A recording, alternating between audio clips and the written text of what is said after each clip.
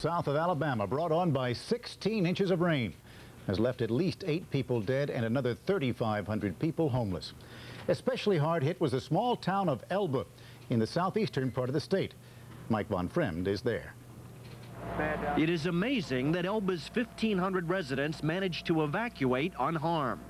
The downtown area is submerged beneath 10 to 20 feet of water. The possessions of a lifetime float through the streets. Almost no one had time to save anything but themselves. So we immediately tried to evacuate the town, get everybody out, and then a wall of water came from the northeast through the levee and completely covered the downtown area. There is now a gaping hole in the levee, and water continues to gush through. Elba sits below the banks of the nearby Pea River. In the 1930s, a 20-foot levee was built to protect the town. It held for 60 years, but the 16 inches of rain that fell here in just 48 hours proved too much. Because it is in such a vulnerable area, flood insurance was prohibitively expensive. Most here will not be able to afford to rebuild. And even when the water subsides, there will not be much to salvage. This car dealer's entire inventory is underwater, as are the court records at Town Hall and the police department. Most of the inventory at the drug and hardware stores is a total loss. The bank in town is hoping that its airtight safe performs as promised. People here are going to need whatever investments they have, whether they decide to rebuild or move on. Mike Von Fremd, ABC News, Elba, Alabama. Homes today after torrential rains poured down on Alabama and Georgia. At least 13 deaths were attributed to those rains over the weekend. Thousands are temporarily homeless, and an official said a lot more people are going to have to move if the Alabama River continues rising. Gary Reeves reports from one community where 600 homes and all but one of the town's businesses reportedly were swamped. The Pea River crested at 17 feet above flood stage, 8 feet over the town square of Elba, Alabama, where floodwaters are now slowly draining back through the 100-foot hole punched through the levee that failed to protect the town. It's terrible. It's just, I've never seen anything like it. A lot of people messed up in this. Ronnie Ginwright motored his boat past his TV repair business and his wife's beauty shop. The loss left him in tears. I can't talk. The waters have begun to recede here in Elba, but in nearby parts of Georgia and Florida, 16 inches of weekend rain continue to swell the rivers. Some may not crest until Friday.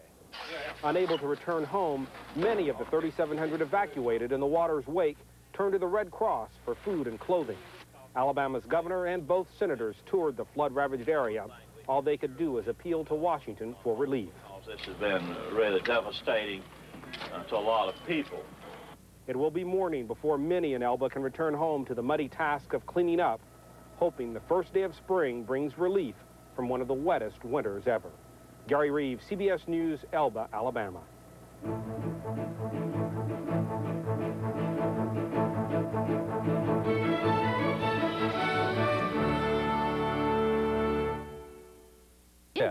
And the rising waters are keeping thousands of people out of their homes. In Elba, Alabama, where a levee broke Saturday, many homes are still partly underwater, and all but one of the town's businesses are flooded. More flooding is expected today across the southeast as the swollen rivers continue to rise. Millions of dollars. Well, I've lost my home, everything we have, except I got another pair of pants other than this.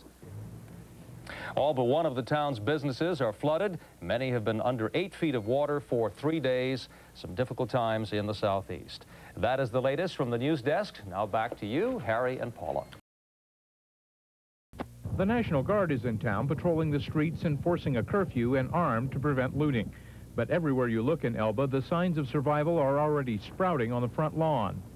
Furniture and carpeting are set out to dry.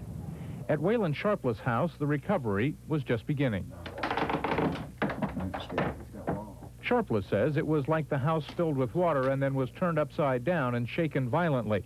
In every room, the furniture banged against the walls before the floodwaters escaped. There's some pieces in there that's, well, you know, it's been in the family like 100 years or so, and it's kind of hard to see mud on them. He says it would have been easier if a tornado had ripped his house apart.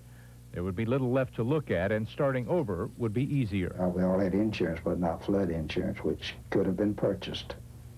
But everybody said, you know, there'll never be another flood in Elba. But there was.